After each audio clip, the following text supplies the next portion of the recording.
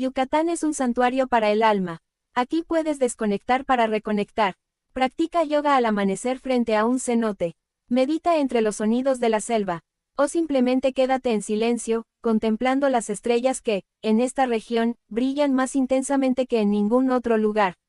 Muchos viajeros vienen buscando un destino, y se encuentran a sí mismos. No importa tu edad, tu historia, ni tu experiencia previa.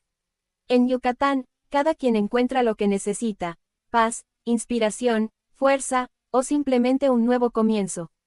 La cultura yucateca no es solo pasado.